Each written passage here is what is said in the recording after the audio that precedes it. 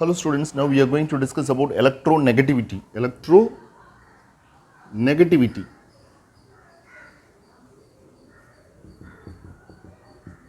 The tendency of an atom to attract the shared pair of electrons towards itself. Okay.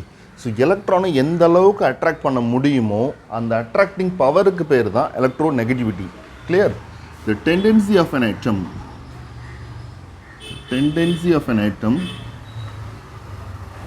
to attract the electron pair towards itself.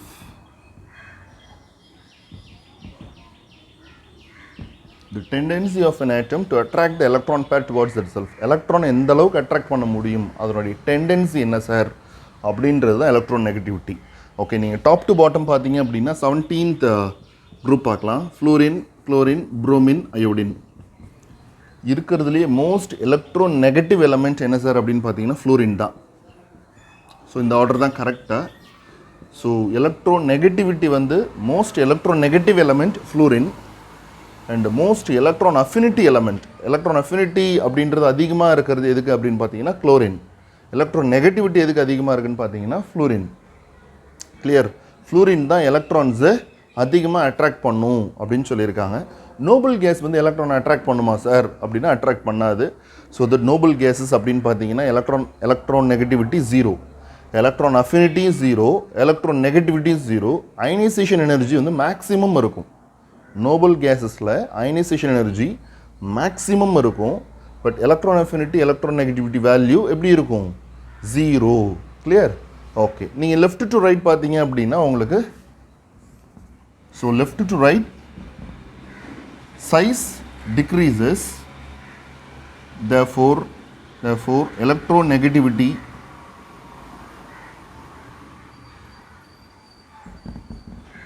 increases. Electronegativity increases. Top to bottom la size அதிகமாக இருக்கும். Therefore electronegativity decreases. Hello students, now we are going to discuss about valence or oxidation state. So என்ன sir அப்படின்னா the combining capacity of an atom. The combining capacity of an atom, it is called valency. So the oxidation number அப்படின்னு கூட சொல்லலாம். Okay, so இப்போ என்ன sir அப்படின்னா valency that is equal to valence electrons or 8 minus valence electrons. ரெண்டு விதமாகவும் இருக்குது. So valency எப்படி இருக்கும் அப்படின்னா either valence electrons-ஆக இருக்கும். valence electrons, it is nothing but outermost shell-ல இருக்கக்கூடிய electrons-ஆக இருக்கலாம், or 8 minus valence electrons. நீங்கள் லோயர் கிளாஸில் படிச்சிருக்கலாம். ஓகே, 8 minus valence electrons-ஆக இருக்கலாம். ஸோ ஆக்சிடேஷன் நம்பர் அப்படின்னு கூட சொல்லலாம். ஓகே, இந்த வேலன்ஸை வச்சு தான் ஆக்சிடேஷன் ஸ்டேட் சொல்லுவாங்க. ஸோ இது டாப் டு பாட்டம் எப்படி இருக்குது, லெஃப்ட் டு ரைட் எப்படி இருக்குது அப்படின்னு பார்க்கலாமா? Okay, for example fluorine, chlorine, bromine, iodine. So இது வந்து ஒரு குரூப். இந்த குரூப்பில் வேலன்சி எவ்வளோ சார் அப்படின்னு பார்த்தீங்கன்னா, ஸோ வேலன்ஸ் எலக்ட்ரான்ஸ் பார்த்தீங்கன்னா 7. Valence electrons 7. Valence electrons 7. அப்போ valency 8 minus 7, it is nothing but 1. இப்போ வேலன்சி என்ன வரும்னா 1 வரும். ஸோ ஃப்ளூரினுக்கு 1னாலும் அயோடினுக்கும் 1 தான். ஸோ அப்போ டாப் டு பாட்டம் ஒரே குரூப்பாக இருக்கும் பொழுது அந்த வேலன்சி சேஞ்ச் ஆகாது.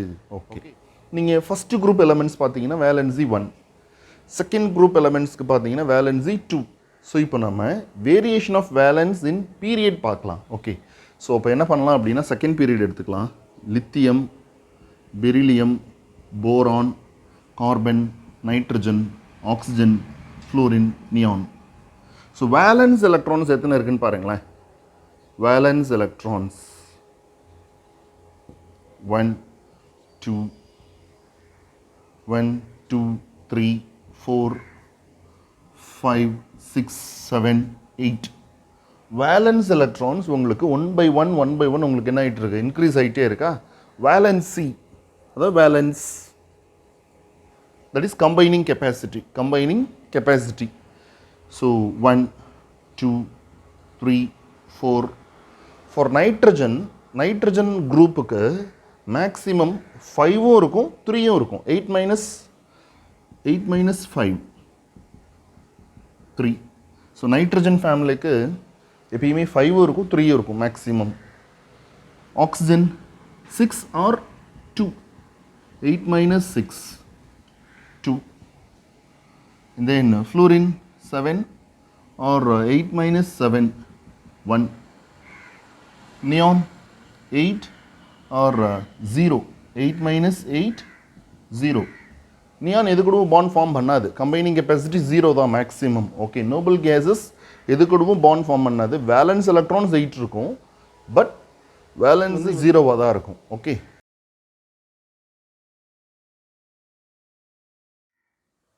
hello students, now we are going to discuss about anomalous properties of second period elements.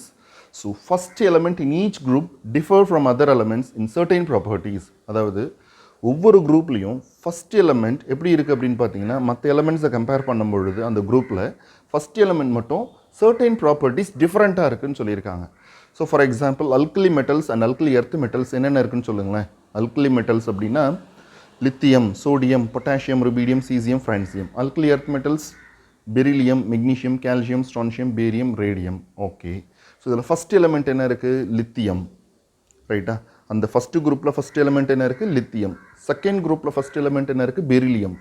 இந்த லித்தியமும் பெரிலியம் மட்டும் கோவேலண்ட் காம்பவுண்ட்ஸ் ஃபார்ம் பண்ணுது. லித்தியம் அண்ட் பெரிலியம் மட்டும் என்ன ஃபார்ம் பண்ணுது? கோவேலண்ட் காம்பவுண்ட்ஸ் ஃபார்ம் பண்ணுது. இது செகண்ட் பீரியட் எலமெண்ட்ஸ் தான், லித்தியம் அண்ட் பெரிலியம். பட் அந்த அல்கலி மெட்டல்ஸும் அல்கலி எர்த் மெட்டல்ஸும் அயானிக் காம்பவுண்ட்ஸ் தான் ஃபார்ம் பண்ணும்.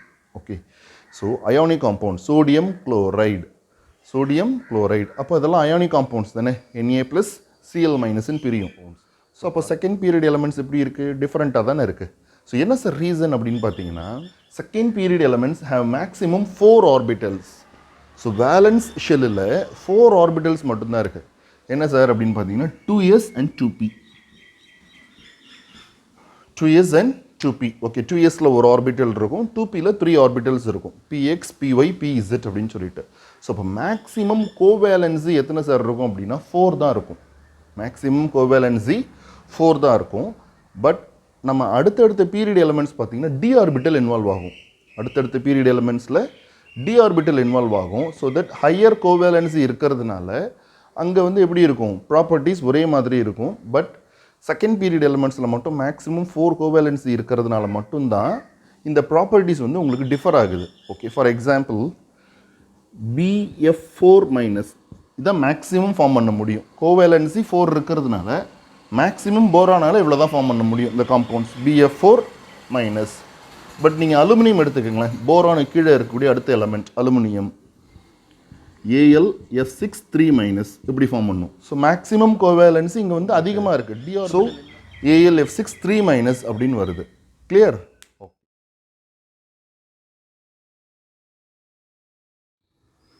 diagonal relationship.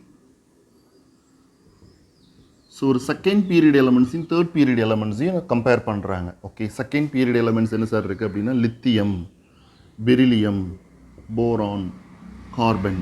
Okay, third period elements sodium, magnesium, aluminium, silicon இப்படி இருக்குது. ஓகே, ஸோ டயகனல் ரிலேஷன்ஷிப் அப்படின்னா என்ன சார் அப்படின்னா, செகண்ட் பீரியட் எலமெண்ட்ஸையும் தேர்ட் பீரியட் எலமெண்ட்ஸையும் கம்பேர் பண்ணும் பொழுது டயகனலாக இருக்கக்கூடிய எலமெண்ட்ஸ் பாருங்களேன். Lithium, magnesium, beryllium, aluminium, boron, silicon. So certain properties இந்த 2 எலமெண்ட்ஸ்க்கும் சிமிலராக இருக்குன்னு சொல்லியிருக்காங்க.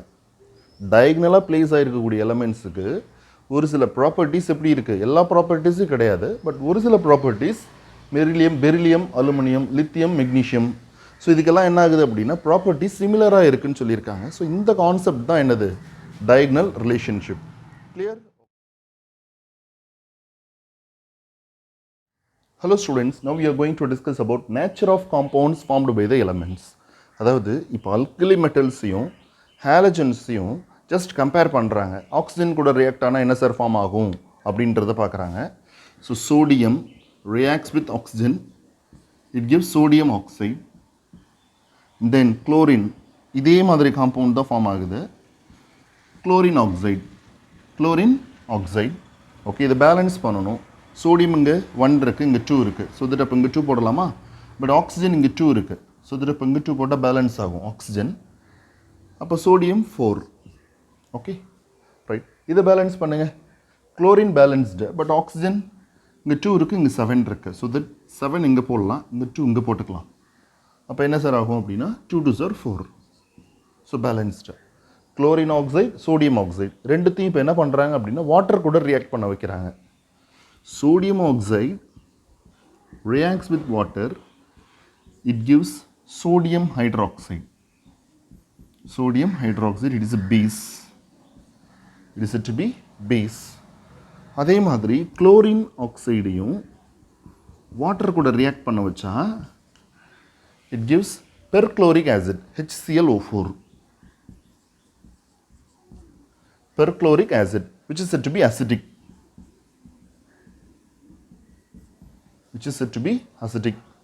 So that நீங்கள் இப்படி ஞாபகம் வச்சுக்கோங்க.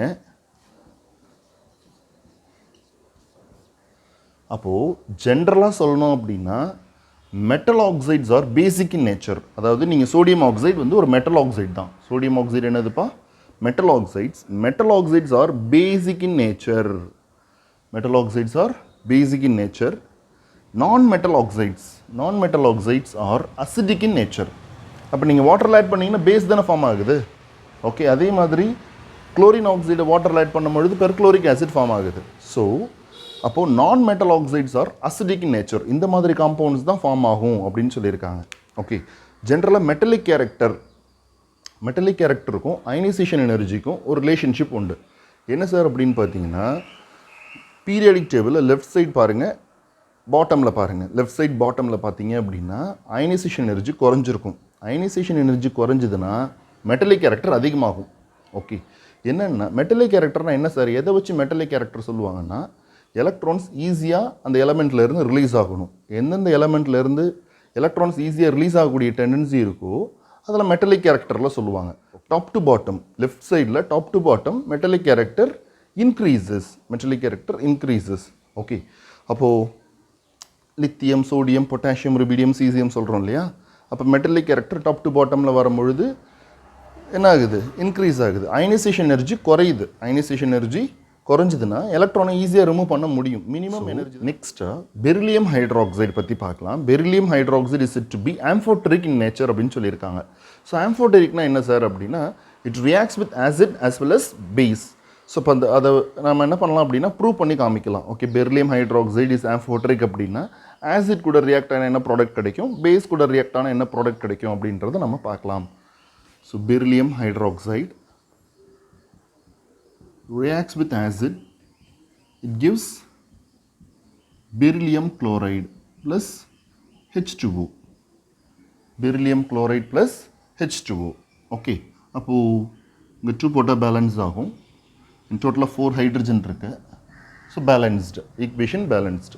பெரிலியம் ஹைட்ராக்சைடு ஆசிட் கூட ரியாக்ட் ஆகுது. ஓகே, அதே பெரிலியம் ஹைட்ராக்சைடு பேஸ் கூடவும் ரியாக்ட் ஆகும் அப்படின்னு சொல்லியிருக்காங்க. Sodium hydroxide. So it forms sodium berylate, Na2BeO2. Sodium berylate form ஆகுது. Plus H2O. So 2, right?